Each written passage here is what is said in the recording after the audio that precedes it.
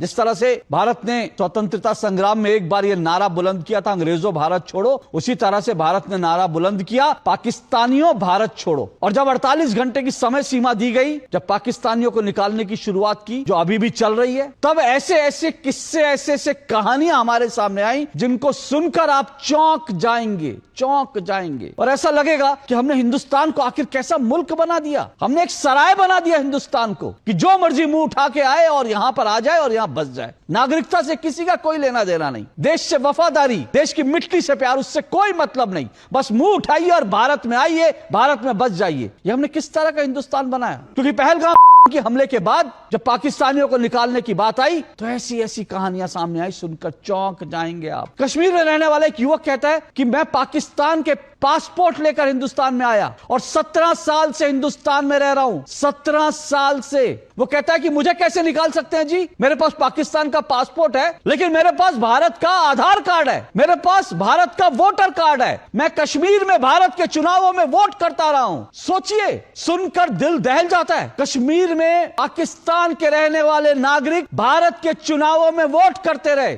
Passport Pakistan का है, लेकिन वोटर आईडी कार्ड भारत का है, हिंदुस्तान का है, आधार कार्ड हिंदुस्तान का है। और नाम का ये युवक कहता है कि मैंने तो यहीं पर पढ़ाई करी है जी, मैंने तो हिंदुस्तान में पढ़ाई करी है और भारत सरकार के पैसे पर सब्सिडी लेके पढ़ाई करी है, और अब तो मैं भारत में नौकरी की तलाश कर रहा हूं जी, मुझे कैसे निकाल सकते हैं? और ऐसी एक कहानी नहीं, ऐसी दर्जनों कहानियां हमारे सामने आई हैं। 40 साल से लोग यहां रह रहे हैं, 40 साल से हिंदुस्तान में रह रहे हैं, पाकिस्तान के नागरिक हैं, 40 साल से हिंदुस्तान में रह रहे हैं। किसी ने पूछा नहीं visa extend, visa extend, visa extend, visa extend.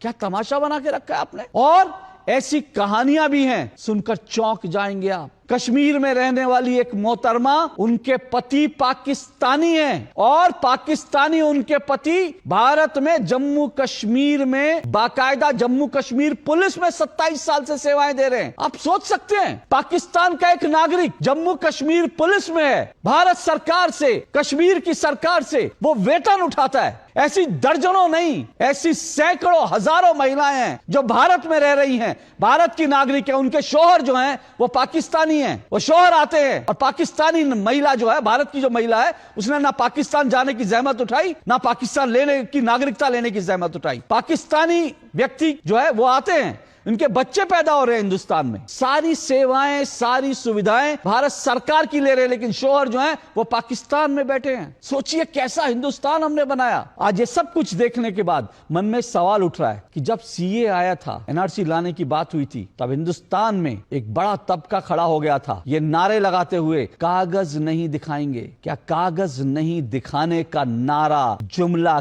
कविताएं इसलिए पढ़ी गई थी कि भारत में जो पाकिस्तान बसा रखे हैं, इन पाकिस्तानियों को बचाना है, इन पाकिस्तान को बचाना है।